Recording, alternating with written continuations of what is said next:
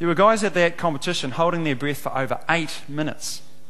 Now, it's very hard to explain what it's like to hold your breath for so long, but it can be extremely uncomfortable. The nearest thing I can liken it to would be to go without food for a very long time. How long would you last? If that afternoon tea was your last ever meal, how long would you last? Dinner time. Ah, come on, you last a bit longer than that. What do you reckon, a few days? 24 days you can go for, give or take. What about going without sleep for a very long time? How long can you last? Sure, some of you tried that. 3 days, you got to. Well done. 10 days, and then you die. But the fascinating thing is that that's actually a really long time. Like 24 days without food, 10 days without sleep. It's amazing what the human body can sustain.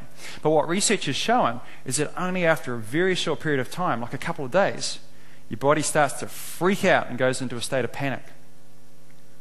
Now, I actually think that freediving is a wonderful metaphor for everyday life. And when I'm working with sports teams, I use a model called the T-1 model. So if you were to imagine your life is like a film strip, and it has all these different frames in it, then at some stage you're faced with a challenge, time. And before that line is time -1, time -2, time -3, and so on. Well, just like an uncomfortable breath hold, unless you learn to handle that moment where you most want to give up, you never really achieve your true potential. So T-1 is that interesting time right here, the moment before your challenge.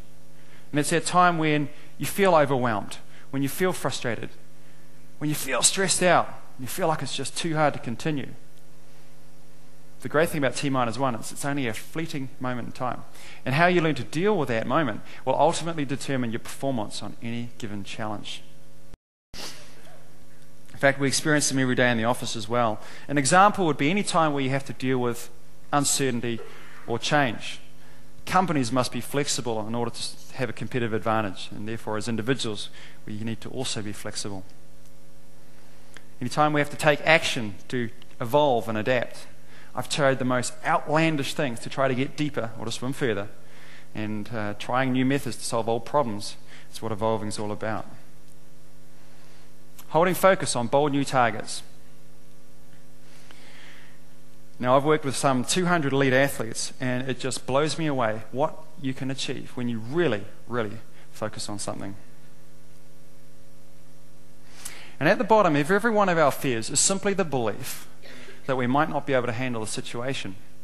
And overcoming that fear comes not from avoidance, but from getting better at handling whatever comes our way. Sometimes handling whatever comes our way can be as simple as learning how to relax and breathe through the stress of a situation.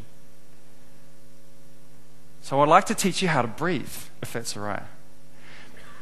Is try to get yourself so that when you're breathing in that stage 1, all that happens is that your stomach comes forward like this, as far as it can.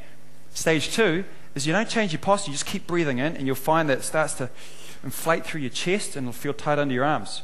Stage 3, copy me, I put my shoulders back, fill up through my chest, and then I push it all down. Freaky thing is you go, nah, there's no way I can get any more air in. Hunch forward, bring up your throat, and you'll put in another 2 litres. Here we go.